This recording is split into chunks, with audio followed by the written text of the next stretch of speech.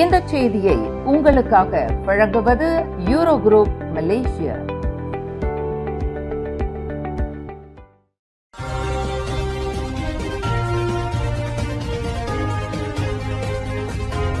வணக்கம். திசைகளின் 5 மணி செய்திகள். சுமூகமாக நடைபெறுகிறது பூடி 95 பெட்ரோல் சலுகை திட்டம். நாடு முழுவதும் உள்ள எண்ணெய் நிலையங்களில் இன்று அதிகாரப்பூர்வமாக தொடங்கியுள்ள பூடி 95 எனும் ரான் 95 பெட்ரோல் சலுகை திட்டம் எவ்வித சிக்கலும் இன்றி சுமூகமாக நடைபெறுகிறது என்று அறிவிக்கப்பட்டுள்ளதாக உள்துறை அமைச்சர் டத்தோஸ்ரீ சைஃபுடின் நசுத்தியோன் இஸ்மாயில் தெரிவித்தார். இதுவரை கிடைக்கப்பெற்ற பூர்வாங்க கண்காணிப்பு தகவலின்படி எண்ணெய் நிலையங்களில் குறிப்பாக உச்ச நேரத்தில் அனைத்து செயல்பாடுகளும் கட்டுப்பாட்டில் இருப்பதாக தெரிவிக்கப்பட்டுள்ளது என்று அமைச்சர் குறிப்பிட்டார். நாடு முழுவதும் உள்ள 16 மில்லியன் வாகன உரிமையாளர்கள் பயன்பெறவிருக்கின்ற பூடி 95 திட்டத்தின் அமலாக்கம் சுமூகமாக நடைபெறுவது குறித்து பிரதமர் டத்தோஸ்ரீ அன்வர் இப்ராஹிமிற்கு கைபேசி வழி தாம் தகவல் அளித்திருப்பதாக சைஃபுடின் தெரிவித்தார். வழக்கமான நேரத்தை விட உச்ச நேரமே மிக முக்கியம். அதிகமான வாகன ஓட்டிகள் தங்கள் வாகனங்களுக்கு எரிபொருளை நிரப்பும் அந்த நேரத்தில் எண்ணெய் நிலையங்கள் எவ்வாறு சமாளிக்கின்றன, சிக்கல்கள் ஏதும் ஏற்பட்டுள்ளனவா, எதிர்நோக்கும் சவால்கள் யாவை முதலியவற்றை அறிய முற்பட்ட போது அனைத்துமே சுமூகமாக நடைபெறுவதை காண முடிகிறது என்று சைஃபுடின் விளக்கினார்.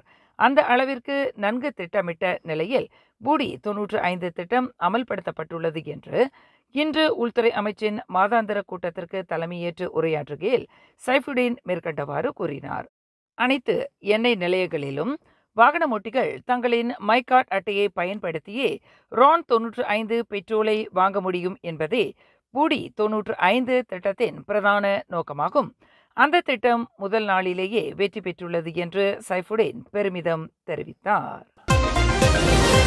குவாலலம்பூர் கோபுரத்தில் வரவேற்பு சுவரில் தமிழுக்கு இடம்.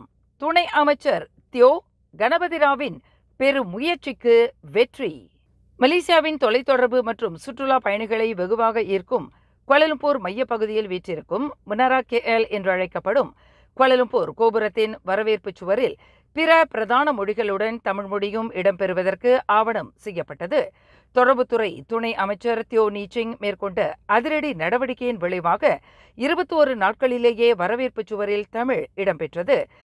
நாட்டின் தலைநகரில் பெட்ரோனாஸ் இரட்டை கோபுரத்திற்கு அடுத்து முக்கிய நில அடையாளமாக விளங்கும் முனரா KL கோபுரத்தில் வரவேற்பு சுவரில் மலாய், ஆங்கிலம், மேண்ட்ரின் மொழிகள் உட்பட உலக பிராந்தியத்தின் பிரதான 20க்கும் மேற்பட்ட மொழிகள் இடம்பெற்றுள்ள வேளையில் தமிழ் மொழி இடம்பெறாதது குறித்து தமிழ் பத்திரிகைகள் மற்றும் தமிழ் ஒன் ஊடகங்களில் இம்மாதம் முற்பகுதியில் பரவலாக எதிர்ப்பு தெரிவிக்கப்பட்டு வந்தன.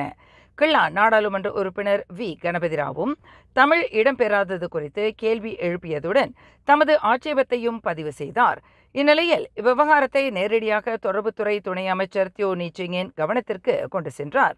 கடந்த செப்டம்பர் 9ஆம் தேதி இவ்விவகாரம் தம்முடைய கவனத்திற்கு கொண்டு வரப்பட்டதன் விளைவாக நாட்டின் முக்கிய மொழிகளான தமிழ் மட்டுமின்றி கடசான், இபான் ஆகியவற்றை அந்த வரவேற்பு சுவரில் பொறிக்கப்பட்டதுடன் சீன மொழியின் வளமும் மேன்மையுறச் செய்யப்பட்டதாக துணை அமைச்சர் தியோ குறிப்பிட்டார்.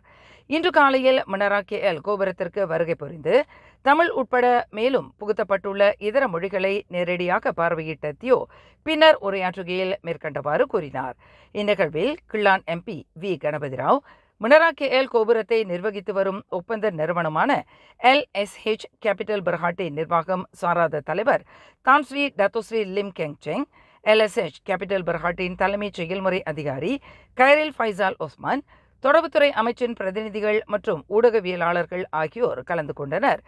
துணை அமைச்சர் தியோ விடுத்த கோரிக்கைக்கு ஏற்ப முனரா KL கோபுரத்தின் வரவேற்பு சுவரில் எழுத்துக்களை மறுபரிசீலனை செய்து அங்கே தமிழ் இடம்பெற ஆவணம் செய்யப்பட்டது.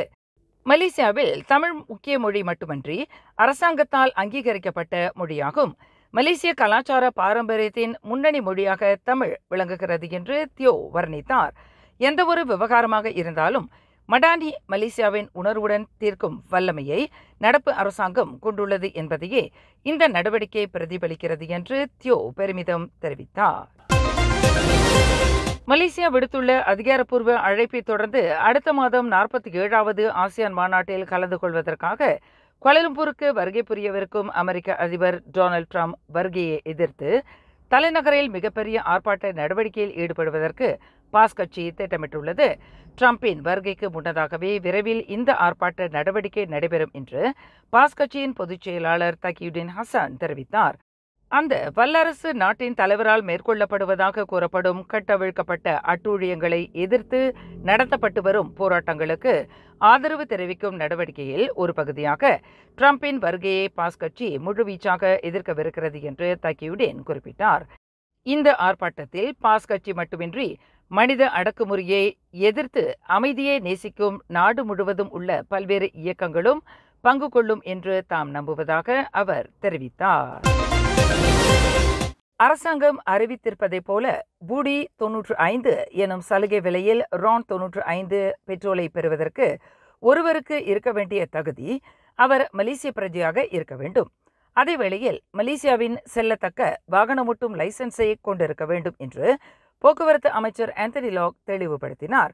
இது தொடர்பாக மலேசிய சாலை போக்குவரத்து இலாக்காவான ஜேபிஜே மூலம் போக்குவரத்து அமைச்சு செல்லத்தக்க வாகனமோட்டும் லைசன்ஸை வைத்திருப்பவர்கள் பற்றிய தரவை நிதி அமைச்சுக்கு வழங்கியிருப்பது வழி பூடி 95 திட்டம் வெற்றி பெறுவதற்கு தனது முழு ஆதரவை வழங்கியுள்ளது என்று ஆந்தனி லாக் தெளிவுபடுத்தினார்.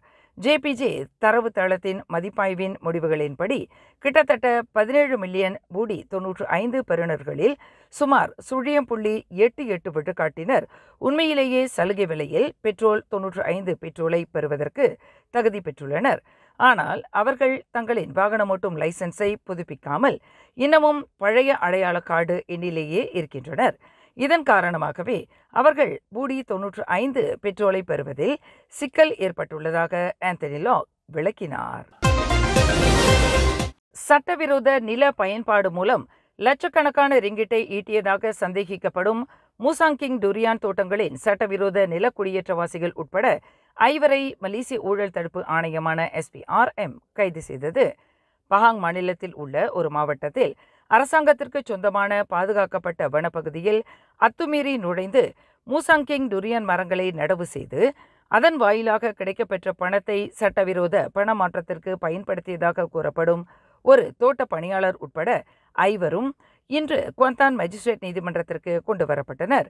மேஜிஸ்ட்ரேட் முகமது ஃபௌசான் முகமது சுஹைமி முன்னிலையில் நிறுத்தப்பட்ட 5 வரும் அக்டோபர் 3ஆம் தேதி வரை 4 நாட்கள் தடுப்பு காவலில் வைப்பதற்கு அனுமதி பெறப்பட்டது.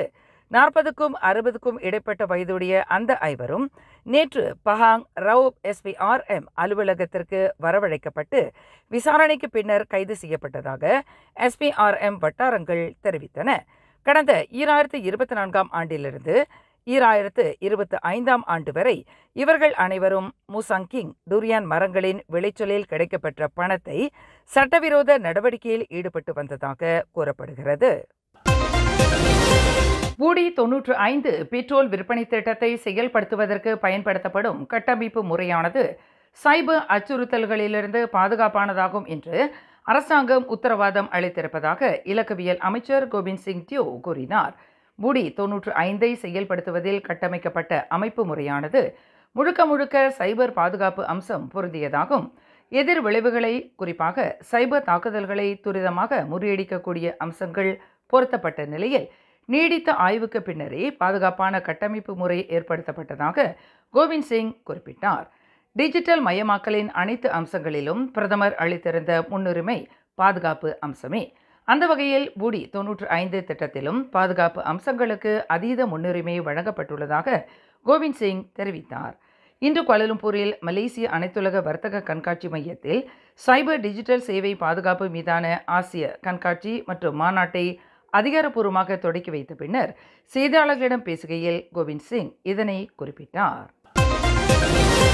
லாரி ஒன்றினால் மோதப்பட்ட மோட்டார் சைக்கிள் ஓட்டி ஒருவர் சம்பவ இடத்திலேயே மாண்டார். இந்த சம்பவம் இன்று காலை 11:50 மணியளவில் ஜோஹோர் ஜலான் ஜோஹோபாரு மிர்சிங் சாலையின் 41.5வது கிலோமீட்டரில் நிகழ்ந்தது. ஹினோ ரக லாரியினால் மோதப்பட்ட 47 வயது மதிக்கத்தக்க ஒரு அந்நிய நாட்டவரான மோட்டார் சைக்கிள் ஓட்டி கடும் காயங்களுக்கு ஆளாகி உயிர் இழந்ததாக குத்தத்திங்கி மாவட்ட போலீஸ் தலைவர் யூசுப் ஒஸ்மான் தெரிவித்தார். மேலும் செய்திகளை தெரிந்து கொள்ள கீழே இருக்கும் பெல் பட்டனை அழுத்துங்கள். உங்கள் மகிழ்ச்சியை வெளிப்படுத்த லைக் மற்றும் ஷேர் செய்யுங்கள். தொடர்ந்து திசைகளோடு இணைந்திருக்க சப்ஸ்கிரைப் செய்யுங்கள்.